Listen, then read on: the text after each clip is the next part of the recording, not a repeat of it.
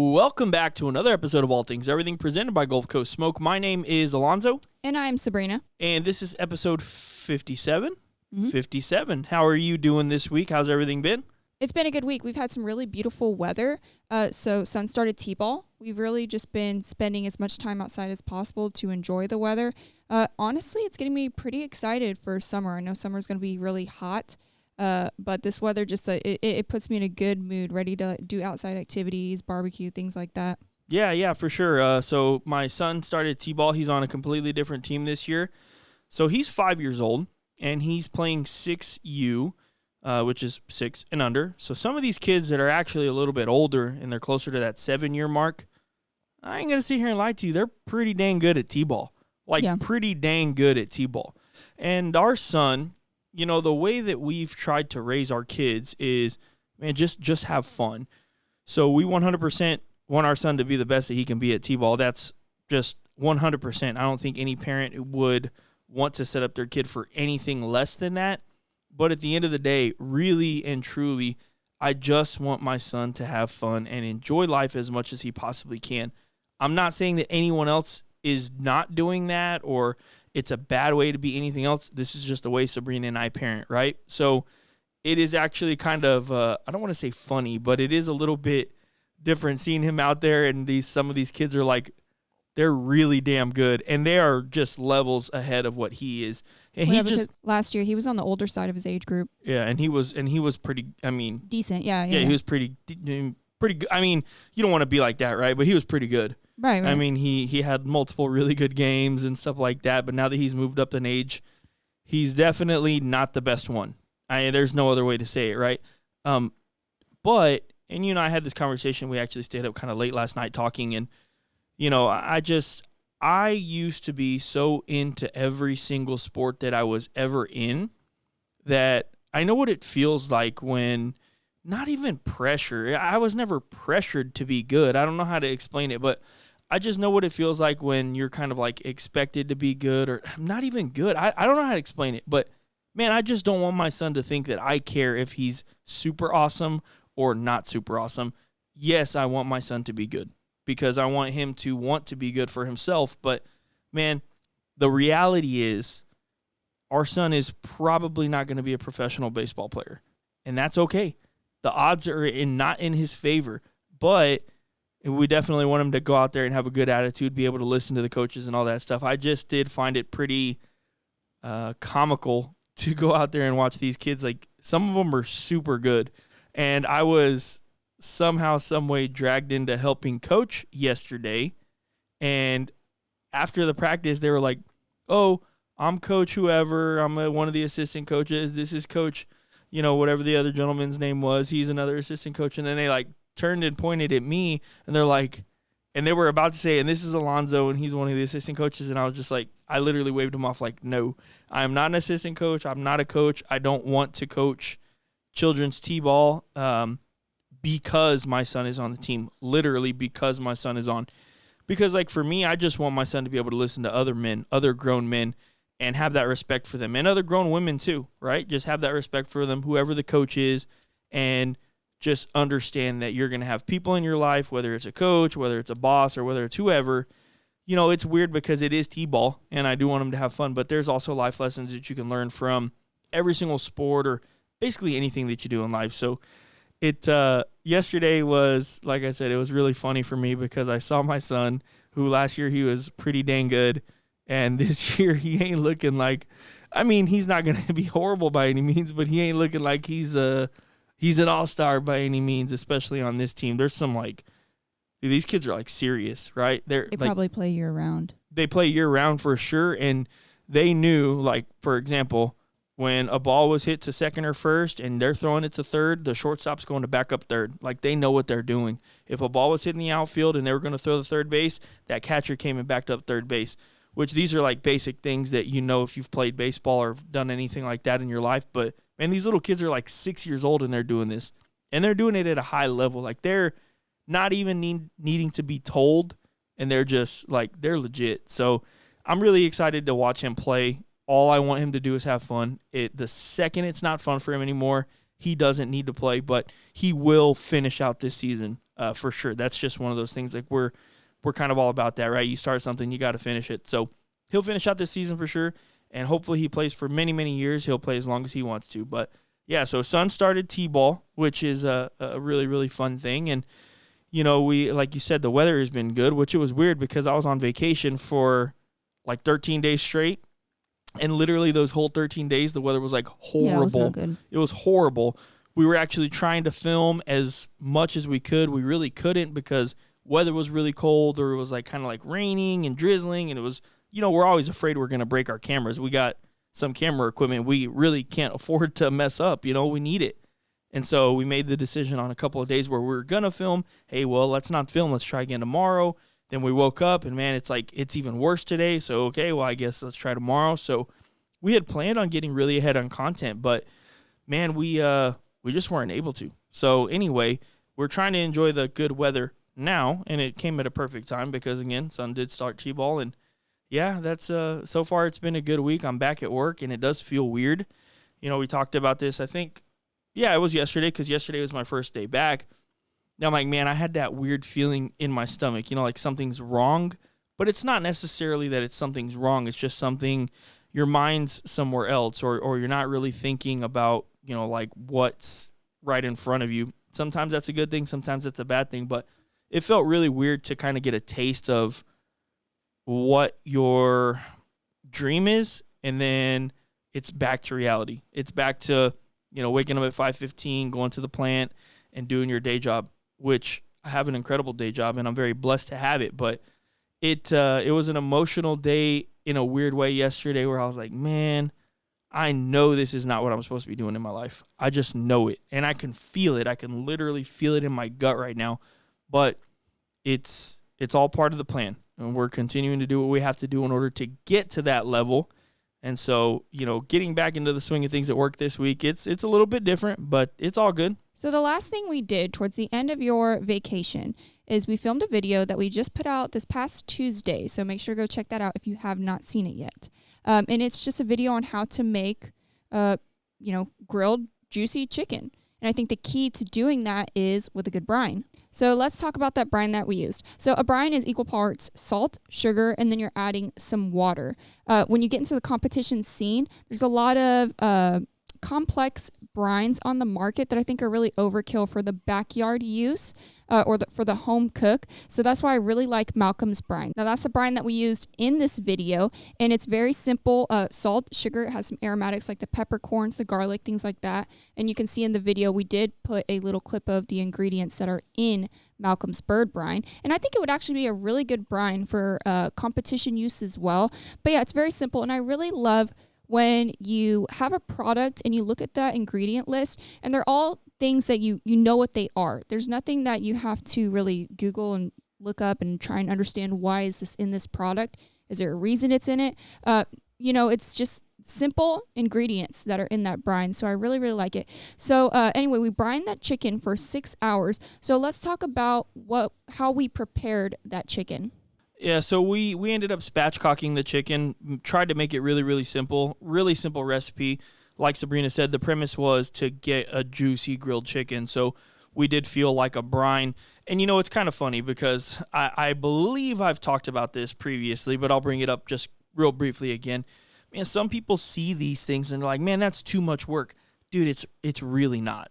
It really, truly is not. You're getting water, you're getting the brine, and you're mixing it, and you're putting the chicken in the water. Right. That's it. Literally the easiest thing you could do. Literally the easiest thing you can do. Now, spatchcocking, sure, if you want to say that takes a little bit of work, that's fine too. But, man, we got these kitchen shears, or I think they're poultry shears. I got them off Amazon. I think they're like $15. Nothing crazy. Man, it cuts through that backbone so easily that it makes it to where you can do it in literally 20 seconds. I'm not exaggerating. So, man, you can spatchcock a chicken really, really quickly. If you wanted to, you could keep it whole as well. But yeah, so like Sabrina said, the brine is very, very simple. And, it's one of those things where you smell it, and, man, you can smell those aromatics, but you can also tell that there's salt and sugar in it. In the video, we actually showed you the ingredients. The first two ingredients are salt and sugar. I've told you guys this before, but if you've never heard, or maybe this is the first time you're listening to the podcast, the first ingredient on a label is going to be the most dominant ingredient. So you got salt and sugar. Those are the two most dominant ingredients in that brine, which we said salt, sugar, water. That is a brine. So that is more of a true brine than most products that you're going to get, right? Obviously, making your own is going to be the truest form, I guess, and I'm doing my quotation marks here. But, it's just a really, really good bird, and it gives it those aromatics, almost really, really good for like a turkey, right? And just anything in the backyard, I think, is going to be perfect. So we prepared it, and we did that spatchcock. We brined it for that 6 hours, exactly like you said. We pulled it out of the brine, and then we just made sure to pat it dry. Nothing too crazy. We didn't pat it dry for 20 minutes, but, good 30 seconds or so, patted it dry. And then we decided that we were going to do a really, really simple bird. So we used our That Base, which, if you guys don't know what that is, that's our all-purpose seasoning. So it's salt, pepper, garlic based. There is a little bit of sugar. There is some MSG in there. But we just did it on the backside of that bird, a really, really light seasoning. We flipped it over, and we did the same exact thing to the top side. And we also pulled the skin up on that breast, and we seasoned the breast as well. I had a glove on, and I just rubbed the seasoning on the breast just to make sure that there was flavor all over. And you know what? I'll tell you what. So 2 things from that cook that I'll briefly talk about because I'd like you guys to go watch it. We'll put a link in the description and down and up here or wherever Sabrina puts it. But, man, 2 things from that cook. Number 1, the cook is so simple. So we ended up putting onions under the whole bird. What we wanted to do was kind of protect it because we cooked it directly over coals, or directly over briquettes. Now, if you don't protect it with those onions or with something, you risk burning the bottom of that chicken like really, really bad. And that's exactly what we didn't want to do because we didn't want the char to be bitter and we didn't want it to be way too much. So we protected it with those onions for the first 45 minutes. And then what we did was we took those onions out and then we put it directly over the coals. And I think it maybe took, 10 more minutes over coals, and then it was completely done. Just a simple cook, less than an hour chicken, and it truly just turned out so delicious. We didn't inject it. All we did was brine it, really, really simple brine, and man, it just turned out delicious. And the second thing is the color from just using the all-purpose rub was exactly like a rotisserie chicken, golden brown. The skin was perfect. Man, everything on that chicken, I would say personally for me, was, just about as good as you could do it. Now, I did want to add a barbecue sauce in the end just because, I like barbecue sauce, but for the video's sake, we ended up not doing that. And, man, that skin had so much good flavor. The breast had a good flavor, and I have 0 complaints with that cook. It was just so simple and just so delicious. Yeah, and I think that's the advantage to spatchcocking your chicken is the overall cook time for your chicken is going to be much faster than if you leave it whole. So I do think it's worth, like you said, the extra or 20 seconds is really all it takes to spatchcock a chicken. With a good set of poultry shears, right, for yeah. sure. Yeah. Or just a good set of shears in general because we have the Cutco stuff. Yeah. And the Cutco shears are also dude, those are awesome. Seriously. Yeah. This is something, we paid for these Cutco shears on our own years back. Sabrina and I got finagled at a yeah. It was a mall or in something. San Antonio or something. Yeah, we're at a mall in San Antonio. I think I was buying a Surface Pro, right? Yeah. I think I was buying a Surface Pro. I wanted a Surface Pro.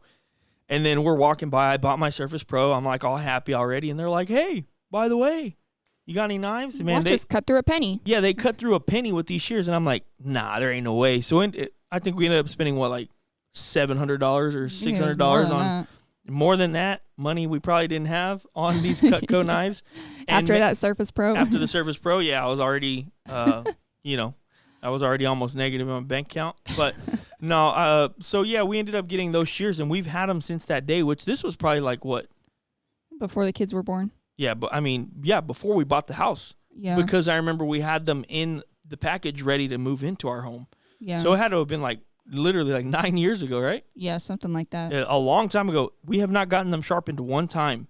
Mm-mm. And those shears are still amazing, which actually I think we have lifetime. We can actually send those shears off to mail them in. Yeah. Yeah, we should do that because sometimes they stick a little bit. Yeah. Right? But, it's been 9 years. That's pretty dang good.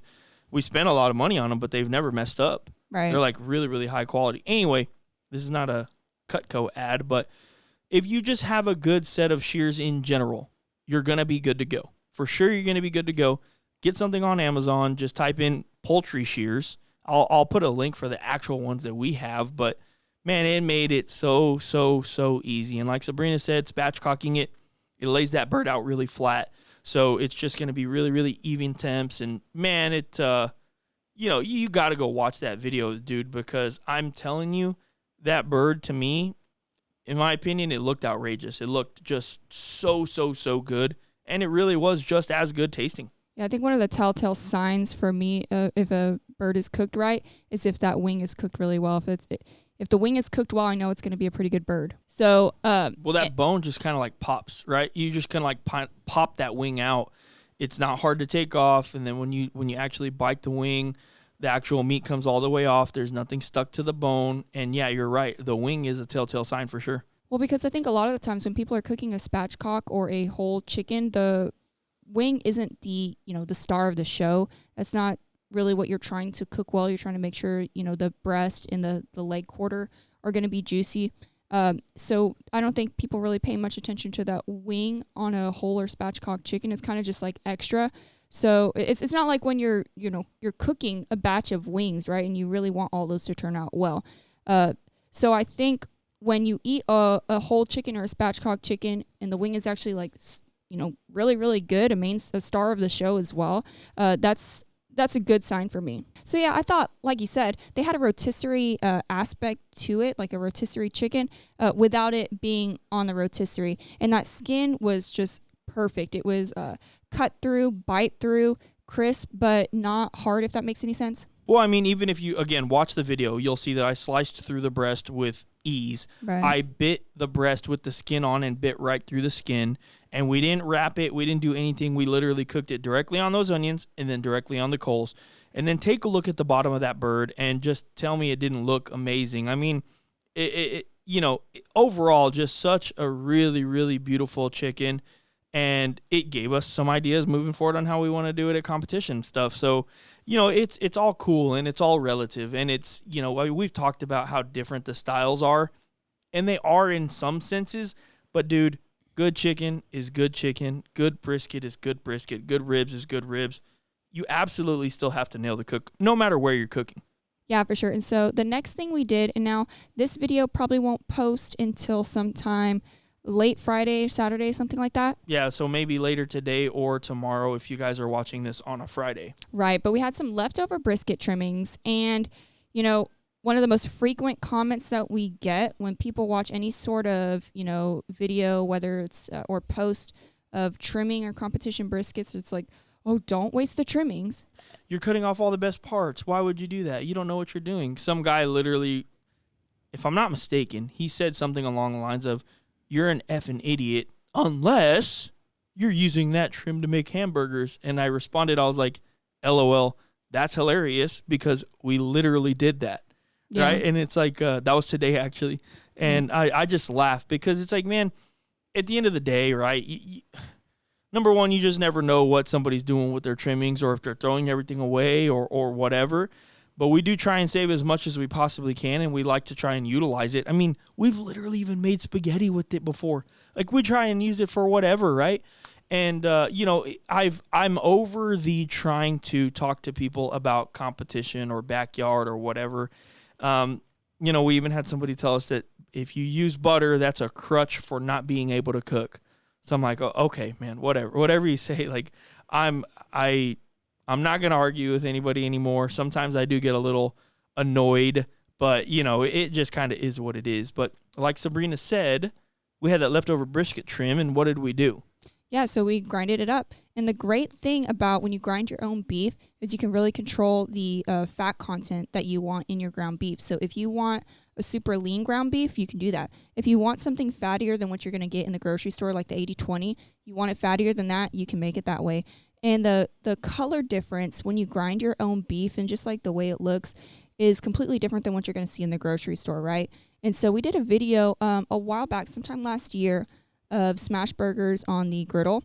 And you can even tell just by looking at that ground beef, it's so much different than what you're going to see in the grocery store. I mean, especially color-wise, right? And another advantage is you can really control the grind size that you want. So if you want a more coarse, beefier, grind on your ground beef, you can do that. If you want something much finer, you can do that too. I mean, most grind attachments are going to come with a variety of sizes for your grind. And that color, it looks like what ground beef should look like. Yeah. I if you're watching the video, I actually just grabbed this little piece. This is way off topic, and we'll get back to the video. Or I'm sorry, we'll get back to the burgers. But I grabbed this little piece right here. I was thinking it was my microphone, so I could like move it closer to myself because I've been playing Marvel Rivals with my friends. It just I literally am like trying to adjust it so I could talk into my mic. If any of you guys are listening and you play Marvel Rivals, let me know. I'm just curious because that game's like super popular right now, and me and my buddies are going. You know, it's hard because it's like, for example, right now we're here, but whenever we have free time at the house, I'm gaming some Marvel Rivals, and it's a really, really fun game. The other night we played like 14 in a row, and I think we only lost 2, and then we ranked up to like past gold and stuff like that. So it's past silver, or maybe to go. Man, I don't know. Anyway, we're not the greatest, right? But we just like to have fun. So if anyone's playing Marvel, let me know. Maybe we could play together. Anyway, back to what Sabrina was saying. So, yeah, I mean, there's some major benefits there on grinding your own beef for sure. And, you know, one of the other things is, you know, when you actually grind your beef like that, you can actually cook it to like a more rare temperature if you would like to. So they say, don't quote me, please, but they say that the grocery store ground beef that you get, you want to cook it to past like 160. And that's because there can be some contamination on the outside of it. I think it comes from, you know, like the processing and just all the stuff that's around the area of the ground beef.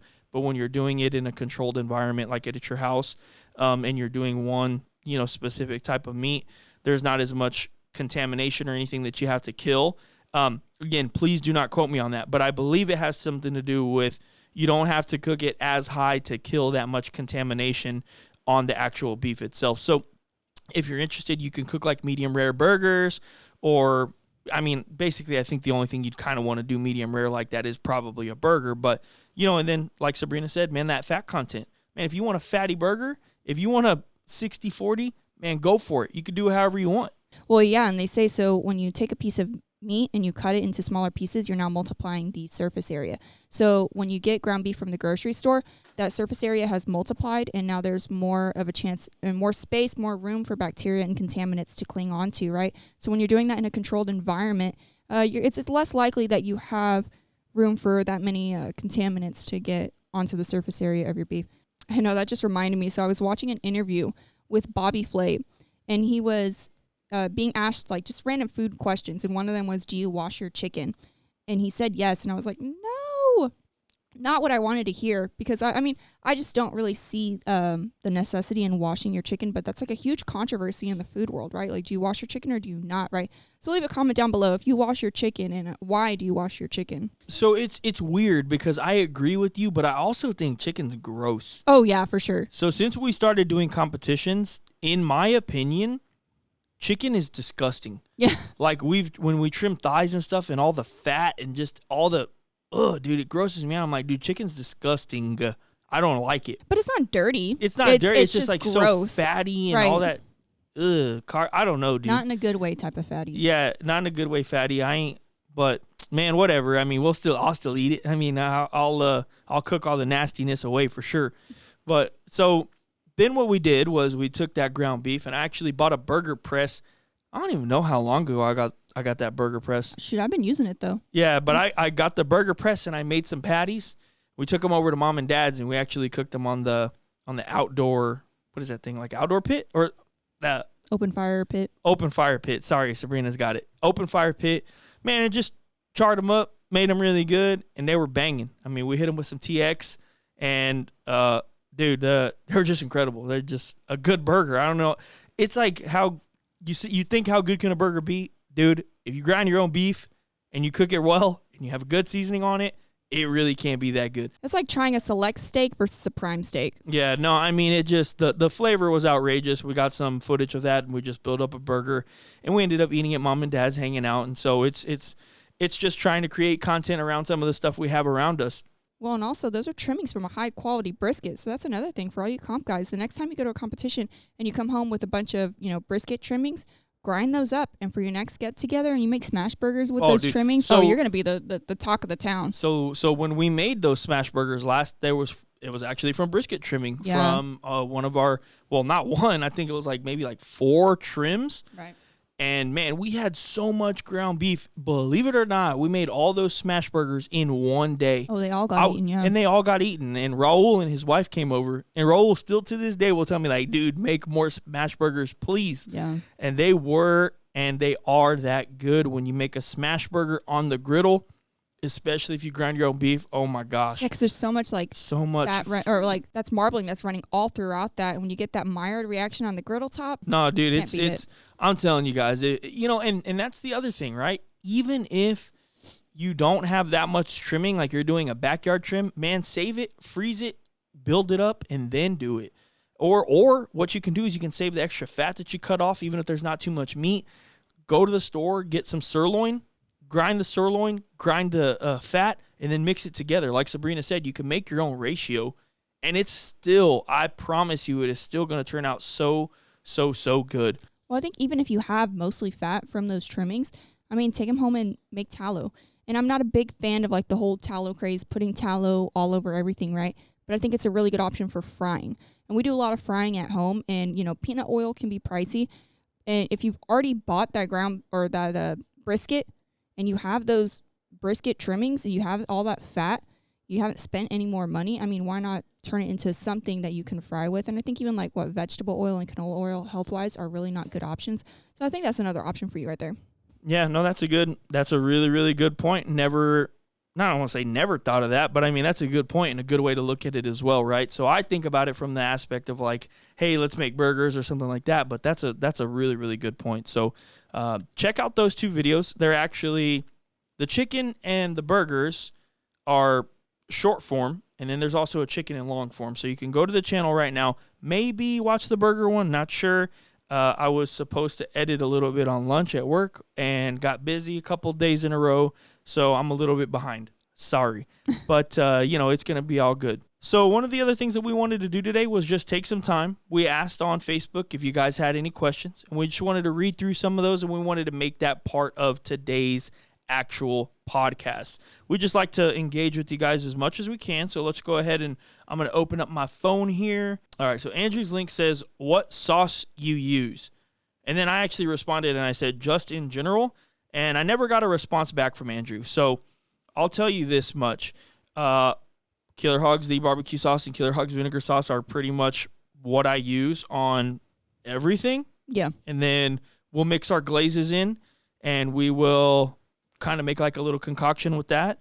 But I mean, either of those sauces, and that's you're pretty much good to go, right? Yeah. That's basically where we're at with sauce. You go to our house right now, I'm not exaggerating, there's literally just Killer Hog stuff all over the place. Yeah. And up next is Aaron Casey, and he says TMG pits versus Outlaw Smokers. So he wants to know the difference with them, how they cook differently at comps, fire management, cooking times, bark formation, etc. So that's a really hard comparison for me, and the reason is because they are 2 completely different pits. The fridge is like a huge cabinet smoker where I feel like you can hold a lot of food. Right. It's reverse flow, and you have, I guess I don't want to say easier time, but you have a pretty easy time controlling temps and keeping them a little bit lower. The Outlaw is just a beast. It's a beast. It's a beautiful offset smoker. I can get it to 350 degrees if I wanted to. I can get it to 275 if I wanted to. And the beautiful thing about that is all I have to do is adjust the stack a little bit. And you've seen it, and I've shown you, and I've tried to, like, I don't want to say teach you, right? But I'll show you, like, hey, this is what I would do here, or blah, blah, blah. Man, if you put that stack up and down, there's a little handle. If you just put that handle up and down, that thing is going to climb. Then if you put it at about, maybe 4 o'clock, 4:30, and it's just absolutely going to sit where it's at. And that thing is so efficient. I barely have to put any sticks on it. As far as time-wise, it took us a long time to cook on that fridge when we were doing it at comps. I would say I mean, what was a brisket still taking like 8 hours? See, now we started competitions using the TMG, so it could be our cook times are off because, we were just new to competing. But I think the TMG, the Fridge 48, is a bit overkill for competing. It's got so much space. I think it's better suited for catering. If you have like a large family, you do a lot of get-togethers, that's going to give you a lot of space to cook on. So I think it is a little overkill for competition, but I mean, you can still use it for competition to do well. Yeah, no, I mean, I would say I have to agree. Now, that being said, I love both smokers, right? I love both smokers 100%. I do prefer the Outlaw, especially for competition. I just find it so easy to control that thing. Jay is a genie when it comes to how easy that thing is, the airflow, where he's put stacks. He's even built me a custom stack so we could get it into our trailer and everything. The dude is just the GOAT. Seriously. He just builds amazing pits, and I think he's got it all figured out. I really think he's got the airflow in that pit figured out. So, I'm personally going to say that I do prefer my Outlaw when it comes to competition, and I prefer it over anything I've cooked on so far, and it's really not even close. Mm-hmm. It's that's not to say that my race crews, I loved my race crews. Loved them 100%. My Gateway, loved my Gateway. Loved the Weber kettle, still love the Weber kettle. I still love those pits too, but when it comes to competition, being able to put these all on one pit that's going to run efficiently and it's going to cook evenly across every single square inch, you cannot beat that. Mm-hmm. And I get that with my Outlaw smoker all day, every day. If you guys are ever interested in getting a pit for competition, you got to call Jay Craig with Outlaw Smokers. Speaking of competition, just real quick, we're going to get back to the questions, but I did want to say our competition class in May on the 17th and 18th, we actually did officially sell out. Mm-hmm. So thank you guys so much for the interest in that. We are beyond blessed. We are already working on that class, how we can make it the best class possible. Sabrina and I's goal with this is for you to walk away with a ton of barbecue knowledge. We plan on doing hopefully things that you've never seen at another class in a good way. And we hope that you guys go out and tell everybody that this is one of your favorite classes to go to.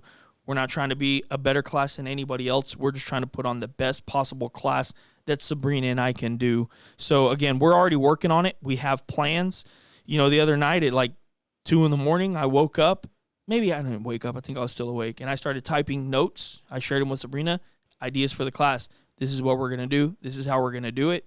And just thank you guys for filling that class up, because Sabrina and I, believe it or not, although we know that we have built something here, when we do anything, we always get that nervous feeling like, man, is this going to work? Or are people even really interested in taking this class? Because we get a lot of people that reach out and say, hey, are you ever going to put on a class? Man, I'd really love to come. I'd love to learn from you. I'd love to this. I'd love to that. Man, you just never know if they're actually going to follow through. And that's not a bad thing. Just because people want to come doesn't mean they can come. Maybe they don't like those dates. Maybe those dates are not good for them. Maybe whatever. But, man, you guys just blew us away, and we are very, very blessed. We have, what's today? February 26th, so March, April, May. We have over 2 months to get ready for this thing. We're already getting ready, and I promise you guys we're going to do everything we can to make this an amazing class for the people that are coming, and we do plan on doing more. Our goal is to, after this, sit down immediately, see what went well, see what, hopefully nothing, but see what went bad, see how we can fix that, and our goal is to do 4 next year, 1 per quarter. Now, we'll see how everything shakes out. We might not be able to do that, but that is our goal. I've talked to you guys before about wanting to be a golf coach in the past, and man, I think that this is a way that gives us an opportunity to teach people what we love and hopefully help people along the way. And so, again, I just wanted to break away from the questions for just a second to let you guys know that we did fully sell out that class, and thank you so much. If there's anybody that didn't get in on this one, man, shoot me an email, and I can keep you up to date on what we're going to be doing next. So thank you guys again. Appreciate that. And our next question, we're back to questions. David Dunn says, on the offset, do you wrap ribs individually in foil or in a pan? Also, what cooking processes may or may not have changed going from the drum to the offset?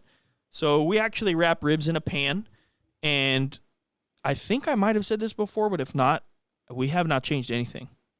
We literally haven't changed anything. We didn't change recipes. Well, we did change recipes.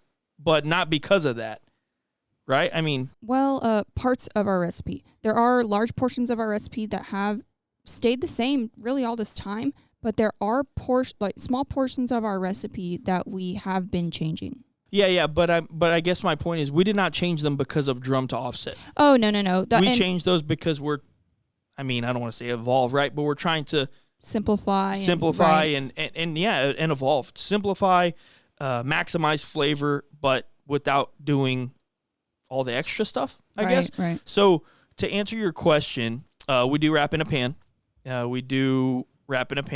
And then we have not changed anything at all. We're trying to cook at the same temps, which is 300. We follow the same timeline. And we thought it was going to be different. In the beginning, I was waking up an hour earlier, and then we would get like that anxiety wake up where you think like you're not going to make it in time, and we're waking up like an hour and a half earlier for the brisket. Man, we're putting the brisket on at 6:30, and it's been fine every time. So, it's been good. So we haven't changed anything, to be honest. Yeah, I think the biggest difference we're seeing texture-wise is the bark on our proteins. And now we did wrap our ribs individually. We have done that, previously. We did it for a while, right? The main reason we even switched was just for convenience. And I'm going to be honest with you. We could go back to foil one day too. We're not against using either. I don't think it makes a difference as far as your cook goes. It's just for convenience. I mean, we haven't seen or felt a difference ourselves. We'll say that exactly. Much. Brian and Raven Lopez said, what has been your favorite indoor and outdoor recipes you have done? And will you ever think of doing catering in the future? And I think for me personally, my favorite outdoor recipe we've done so far is those pork belly bites. The recent ones? Yes. I mean, I'm still not over them. So honestly, my favorite bite, one of the favorite bites that I've had on our channel, for sure is, like Sabrina said, the pork belly was up there pretty big time. The other one, which is actually one we did a while back, was the pork belly cinnamon rolls. That was good. Those were super delicious. And honestly, man, the turkey breasts that we've been doing lately are so good. It is hard for me not to love that turkey breast. I'm telling you right now, I've literally been craving turkey breast again because I do think it's just that good. So outdoor-wise, probably those things.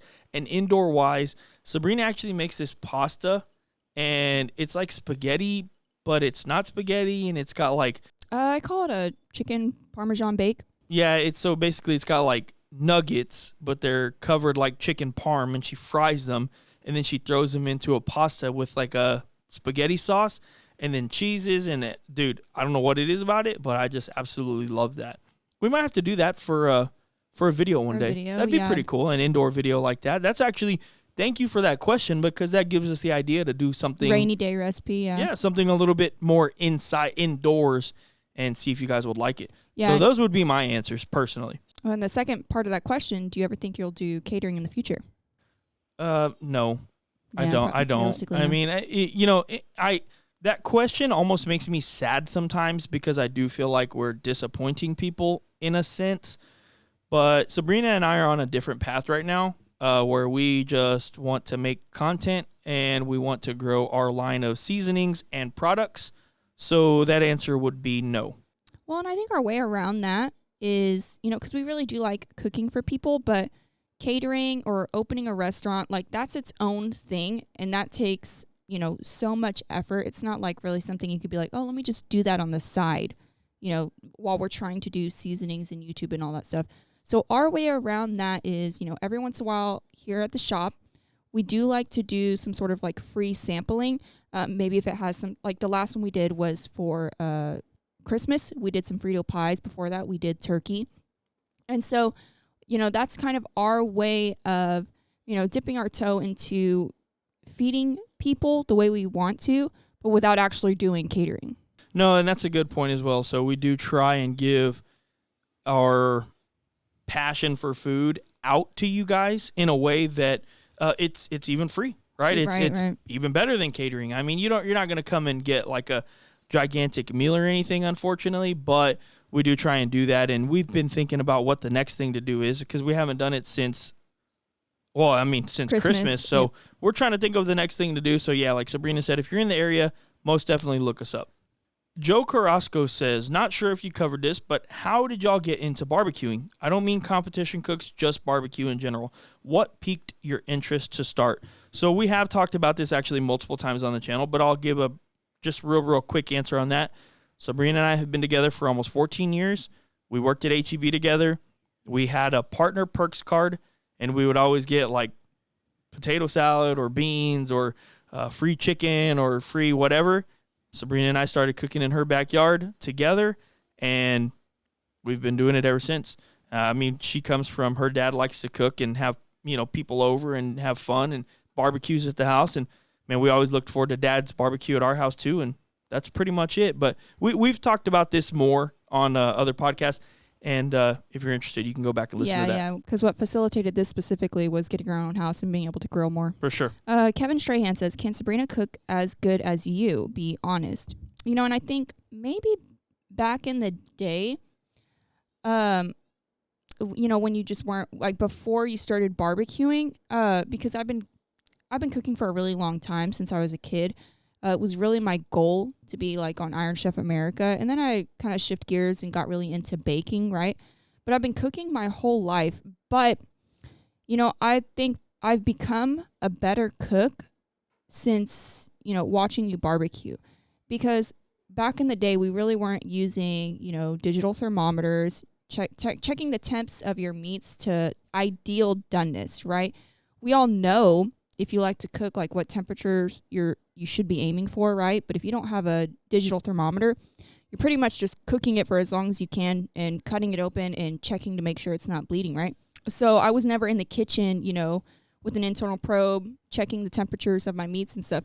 And I think when you get into barbecue and you know more about temps and the guidelines of temps, and then also when it comes to, trimming and cutting meats, and you learn more about the anatomy of these proteins, the way these muscles overlap, or what, which muscles are in a pork butt, which ones are lean and which ones are going to be more marbled and fatty, right?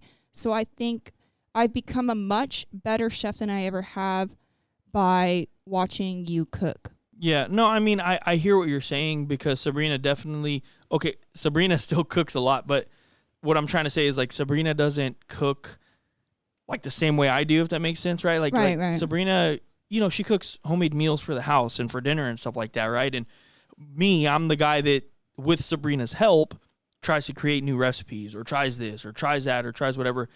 But that being said, I can honestly say, like, if Sabrina wanted to and she started cooking, she's a better cook 100%. She knows, in my opinion, more technical stuff. And whether she learned it from me or not, she knows those things.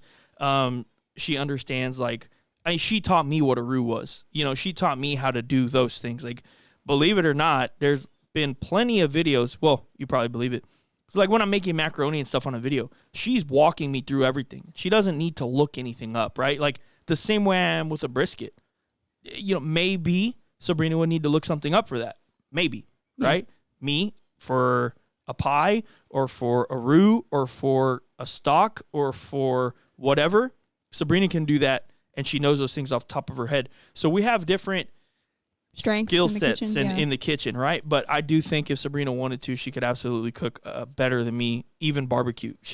Sabrina can do whatever she wants to do, and she could do it at a high level.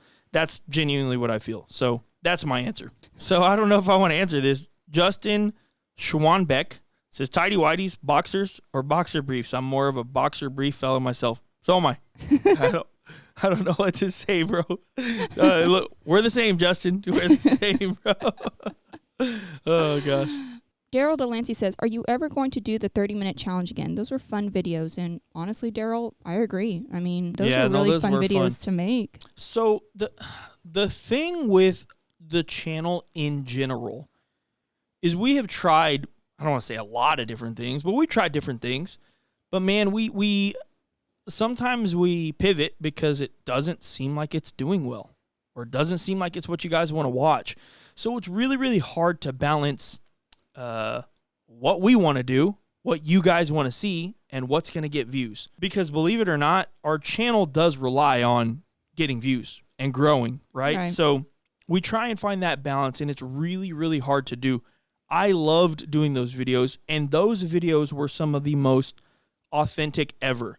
because we're frustrated. We're running around. We're like, holy smokes, like what's going on here? And literally every one that we did, it was like coming down to the second. And I have no idea how it was coming down to like the last second. Yeah. It seems fabricated. I get it. If you guys were like, that's fabricated, I wouldn't even. Well, yeah, like when you watch Chopped and stuff, and it's like, I'm so sure it's down to the wire. Yeah, it sure does seem fabricated. But dude, when I tell you that was like true. I don't even know what else to say, dude. Like it was like truly that close and that down to the wire. And man, those videos were fun. So if you guys or anyone is interested in seeing us do more 30-minute grills, that's what we called it. Yeah. 30-minute grills. You know, we should film one of those soon. Yeah, that's we were filming anyway. Yeah, I would like to. We should film one anyway. But yeah, we definitely can start trying to go back to some old style videos and see if see if you guys are interested in them now. We have a lot more subscribers now. Oh, speaking of which, let me check because I try and update you guys. I don't remember what it was last week when we talked, but now we're at 49,712. So we're less than 300 away from 50K. Yep. Now, let me ask you a question. Should we do a specific video for 50K, or should we do an event here at the shop, or what should we do for 50K? That's an interesting idea. Yeah, you don't have to answer that on here, but we'll figure something out because maybe 50K. I think of 50K's. I mean, that's a pretty big milestone for sure. Oh yeah, I mean, we went all out for 1,000. Well, because we never even thought we were gonna get 100, right? Exactly, right. So yeah, 50. It's not where we want to stay, but at the level we're at right now, it's hard to see that as a big accomplishment. But yeah, when you look back and think like, oh, we were ecstatic about 1,000, you really got to celebrate 50K. Yeah, no, for sure. And I think it's just, we talked about it the other day. Don't forget the small beginnings. Right. Oak tree starts as a acorn, and we're getting a little bit bigger day by day. And the difference is, in the beginning, we didn't think we were going to hit 1,000, 100. Now, I know we're going to hit 100,000. It's just a matter of when. Yeah. And I believe in what we're doing. I believe in you guys' support, and it's just been a blessing. So thank you guys. Yeah, absolutely.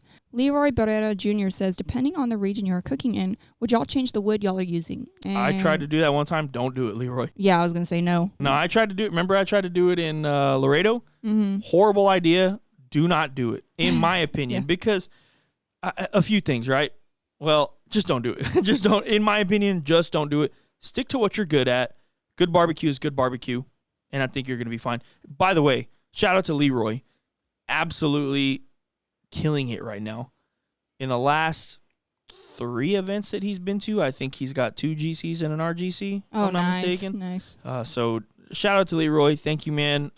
He is a part of our family, and he runs our products, and he is a great ambassador for barbecue and for GCS, and we really appreciate you, Leroy. Thanks for everything that you do for us, man, and keep doing what you're doing. And Parker Brown says, how you clean your pit and how often? Asking for a friend with the emoji that has like the sweating. The sweat. Well, I clean my pit pretty often. Right. I clean it like pretty often. So it depends on what kind of pit you're cleaning. I will say there is a degreaser from Sam's Club. Mm-hmm. It's in a white bottle with blue lettering. Comes in a 3-pack. Get that. Spray the inside of your pit. Wipe it down. Get a scraper. Get like a paint scraper or a, what is it called? Like like a putty knife or like a putty scraper. Like a putty scraper. Get all the gunk off. Man, get everything out of there. And you clean it up for sure. If you're using like a pellet grill, make sure to get like a shop vac and get all the dust out of the bottom. Make sure to get everything as clean as you possibly can. I try and clean my kettle like every other cook. Now, I won't do like a majorly deep clean, but I'll at least scrape everything out, get everything out of there, try and get the grates really clean. Weber Smoky Mountain, same thing. We'll bust down and clean that thing pretty often. Every 2 cooks, every 2 comps, I'd clean my pit. Man, we used to clean our drums very, very often as well. I'm a big, big, big fan of keeping a clean pit. You can control the flavor more with a clean pit than you can with a dirty pit. There's a lot of people that mistake a seasoned pit for a seasoned pit with buildup and what's called like creosote or something like that. But it's like a chemical reaction, just gunk that's built up on your grates. And that's opinion, right? Not good. So I do recommend getting some of that degreaser, spraying it all over your grates, spraying it all on the inside. And if you're using a pellet grill, definitely shop vac it. Use one of those putty knives and, man, get to work. Yeah. Put on some gloves. You're going to get dirty. But, man, clean it as often as you can, in my opinion. Yeah, and I find the best combination is to start with that degreaser, let it sit, give it a little scrub, rinse it out, and then go over it with some Dawn dish soap. And it doesn't have to be Dawn, but Dawn makes like the power sprayer one, which helps you get into like every nook and cranny, right? And now if you can get like a cheap power washer for your house, it's really good, especially for the grates. Now with the grates, I like to do the same thing. Use the degreaser and then go over it with some Dawn dish soap, especially if you're using a degreaser that is not food safe. You definitely don't want your food touching that. Yeah, so that one is a food safe one, right? Yeah. And because it's made for stoves, actually. If I'm not mistaken, it says stove cleaner on it. So obviously you don't want to cook your food directly on it, right? But you always want to, after you do any of those things, man, burn your pit out. Burn your pit out before you throw anything on there. Like we'll get the kettle ready and we'll throw extra charcoal in there and just let it get hot. Or even if you use a torch like we used to like start the drums or like the offset sometimes, I think that's also really good for drying your pits, because another thing is if you just shove those in the garage or your trailer and they're still wet and the lids are closed, they're not going to dry out anymore. So then you're going to get rust inside. Absolutely. Great question, Parker. Jordan Hall says, chicken thighs or breast for smoking? I typically don't care for a smoked chicken thigh. I like a hot and fast, like grilled chicken thigh. I do think chicken breast would be ideal for smoking, though, almost like a turkey breast if you did it like the same way. Yeah, no, I was going to say the same exact thing. To be honest, I'd prefer a more grilled chicken thigh directly over coals or two-zone, and I agree with Sabrina. A smoked turkey breast would probably turkey breast. See, I want turkey breast. I'm telling you guys, a smoked chicken breast, in my opinion, is more ideal for me. Jonathan Brunette says, with Prairie Fresh Prime not available much here in Louisiana, we are looking for alternatives. I've noticed you use IBP ribs for comps, and they are much more accessible to us. How do you like them compared to other brands? Man, Jonathan, I'm not going to sit here and lie to you.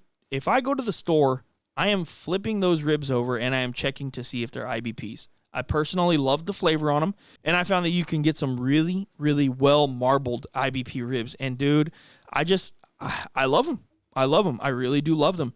I look for IBP ribs everywhere I go, and yeah, I just really like them. I feel like they're a consistent rib, and I feel like we've had really, really good success with them, and I feel like we don't really get rotten packs or anything like that. So if you can find IBP ribs, try them out. I really think you're going to be happy. Yeah, for sure. And Gabriel Alvarado says, when wrapping meats, butcher paper or foil? I think because we compete so much, it's pretty much just foil. Yeah, it just depends, right? It just depends on what you're doing. So a backyard brisket, low and slow, man, I would throw some paper. But, ribs, brisket, if you're going a little bit hotter, for sure. I'm pretty much wrapping in foil exclusively, but I'm not mad at a paper brisket. Yeah, for sure. James Dyer says, hardest part about making your rub at home, then going to a packer, then to selling. Hardest part? Maybe nailing your recipe and making sure that it's the same from yours to what the co-packer gets you. Yeah, because they're going to send you a sample, and the flavor of their ingredients as opposed to yours, even though it's the same ingredients, it might have a different flavor than what you're using at home. Yeah, and that's one of the hardest things, and then you have to adjust. And then to selling, I think it's just all about marketing in general. You have to make sure that you have an audience that's willing to purchase, or I don't really know. Coming up with a name for us seems to be. Coming up with a name is hard sometimes. And selling wise, I think maybe just making sure that you have a market to sell, and just making sure you have a really good product, making sure you have a good name, and making sure you can get it out there for people to try. And one of the things I'll tell you is when we first started this, we were sending out a lot of bottles for free. Yeah. We wanted anybody to try. We had sample packs. We were sending just all the time, sending out free bottles. And you kind of have to do that. If you're growing a brand and you're not as known yet, you kind of have to do that. And I think that, us taking those chances and stuff has helped us, but you just got to be ready for those types of things. And Rini Sanchez says, how long did it take for both of y'all to come up with a rub that y'all were happy with? To me, I don't think any of them really took too long, because I think we like them fairly quick because we have a goal when we're making these of, okay, this is what we want texture-wise, flavor-wise, color-wise. Yeah. The longer part is having your friends and family try it and seeing what their feedback is and seeing if they actually like it as much as you do, or if there's something that you need to alter, because just because we like it doesn't mean that it's going to be a bestseller for us, right? So we have to take into consideration the thoughts of our friends and our family. So I think that's what takes the longest. Yeah, no, I mean, I agree. I don't know. I don't really know how long it took, to be honest. I mean, I think it took, it's not like it took years or anything like that. You know what I mean? But I think I don't know. But I feel like these days, Sabrina and I are, I don't want to say good at this. We really understand what we want, and we kind of know how we can get there because we've been doing this. So honestly, I think we could realistically get a rub made within a week now. And then but like Sabrina said, the hardest thing is going to be, okay, we like it, but that doesn't really matter. I mean, It does, right? It does. We can't put a product out that we think is disgusting, but we also need people to battle test it. That's why Trifecta, we had it for like a year before we put it on the shelves because we wanted to make sure it was really good. And then I found new ways to use it. So I'm like, oh, we can market it as this. We can market it as that. We could do this. We could do that. And there, just so many things to it, right? But either way, I don't think it would take us that long anymore. I don't remember how long it took us for the first one, if I'm being completely honest with you. Yeah. Xavier Gonzalez says, which barrel smokers would you recommend without breaking the bank? So without breaking the bank is hard to answer because I'm not really sure what your budget is. Right. I will say if you're going to get a drum, I highly recommend getting a Quattro D. Bobby Delgado makes an amazing drum out of San Antonio, Texas. You also have Gateway drums, which are a great drum as well. And if you're looking for a barrel, maybe something like an Oklahoma Joe's barrel. But, again, I'm not too sure exactly what your price range is there. But off the top of my head, I think those might be where I'm leaning towards for sure. But here's the thing. If you're looking for a 55-gallon barrel smoker, you definitely want something good that's going to last. Yeah, I do think also the Weber Smoky Mountain. I know it's different from the... That's a good point. It's different from the drum smokers, but it's still a barrel smoker, and it cooks very much like a drum smoker. Yeah. Also, it has the function of operating as a kettle as well. So, yeah, I think that's a really good affordable one. And I don't know if you're competing or if this is just for backyard. I think the Weber Smoky Mountain's perfect for the backyard. Maybe a little harder to transport because of the pieces if you're doing it for comp. But there's a lot of comp people out there using Weber Smoky Mountains actually. So yeah. I think that's a really affordable barrel smoker. Yeah, that's a really good point by Sabrina. So I think technically that's labeled as a bullet smoker just because it's domed at the bottom and the top. But the way we run ours is essentially like a 55-gallon drum because we pulled the water pan completely out. We let the meat hit those coals. I'm sorry, the fat drippings hit the coals, not the meat. And, we do like to run it like a drum. So those would be my recommendations, though, for sure. So I don't want to say I take back the Oklahoma Joe's one, but Quattro D, Gateway, those are going to be the higher end, but those are going to be where you're going to get your great quality. But also that Weber Smoky Mountain, like Sabrina said, can work and run really, really similarly to a drum. And I think you can get those for around $450. Right. Hector Cantu says Domino's or Pizza Hut? Domino's, easy. And that's a weird thing. So we don't do Pizza Hut very often, but there's been times where we've had Pizza Hut and it's been like superior. But that's like not very often, but I would definitely go Domino's because I like their pan pizza. But I do like Pizza Hut's pan if it's good. But Domino's has more of the reliability of being decent every time or pretty consistent. Yeah. Pizza Hut can be hit or miss. So, yeah, we would go Domino's. For sure. Miss you, Hector. Brandon Perryman says, we need your rib sauce recipe. A lot of people ask me for that. I think it's because we've had some decent success with ribs in the past. And my unfortunate answer is going to be that you're not going to get it, Brandon. Unless you're taking the class. Yeah, you're not going to get it unless you're taking the class. And we're not trying to sell a class here to you guys because we already sold out. But one of the things that I'll briefly bring up is that now that we're doing the classes, Sabrina and I are going to be very careful about what we share because we have people that they're paying hard-earned money to come to the class and learn about barbecue. So we can't just give out everything anymore out of respect for the people that are spending their money.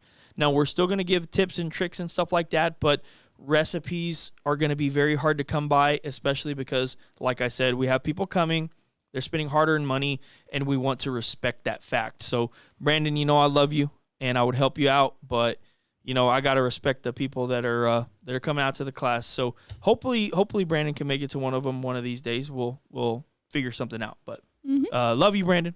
Michael Ramirez says, which of the 4 CBA proteins do you have a vinegar-based sauce mixed in? It kind of goes along with the last question. Yeah. Not sure. We may or may not use it. I don't know. Anywhere from 0 to 100%. Yeah, I don't know. And I'm sorry to be like that, right? I'm not trying to be weird about it, but just things change, and anything we can do to help you guys, we definitely will. But as we've said before, I mean, our main sauces we're using are the barbecue and vinegar sauce. So yeah, literally. And usually, if you just watch our videos, you can usually see which one we're using on which. Yeah. Peter Harrison says, how many glazed flavors are y'all coming out with, and do we have an ETA on them hitting the market? I know there's a lot that goes into the process, shelf stability, etc. Sabrina and I were actually talking about this the other day, and I think our goal is 4. Our goal is 4. Right now, we currently have 2 flavors that we are really locked in on and we really, really love. So we are having to work on 2 more, and that's something that we are actively doing. I went and bought more jars. What was it? Yesterday, 2 days ago? Yeah, a couple days ago. And we're actively working on it. It's something that I'm trying really, really hard to do. But currently we have 2 flavors that we're very happy with. And as far as getting it on the market, I think the soonest that you'll see one flavor would be later this year. The soonest. But I can't verify that 100%. There's, like you said, there's a lot that goes into it. So we're definitely trying to get it out as soon as we can. But if I was to give you a guesstimate, I would say 3rd quarter or 4th quarter this year. John Cotney says, when smoking a brisket on Weber Smoky Mountain, do you start the fire in the middle or from one of the bottom vents? If I'm smoking a brisket on the Weber Smoky Mountain, I am lighting it closer to one of those vents because I do want it to be hot, but I also don't want it to be overly hot. So I'm focusing all of that heat on one of those vents. It's going to slowly burn towards the middle, and that's the way I like to smoke it. So I'm definitely starting closer to one of those vents for sure. Mm-hmm.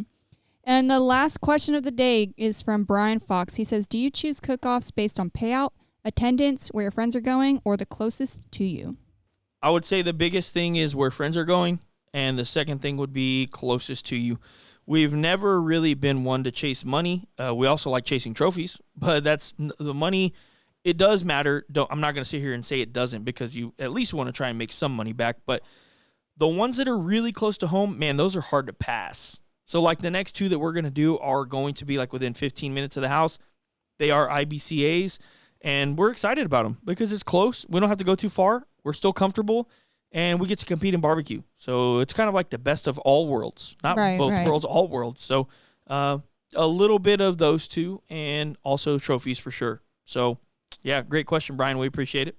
And that wraps up the questions. So actually, in the middle of this podcast, my son started crawling under the cameras, and we asked him to get out.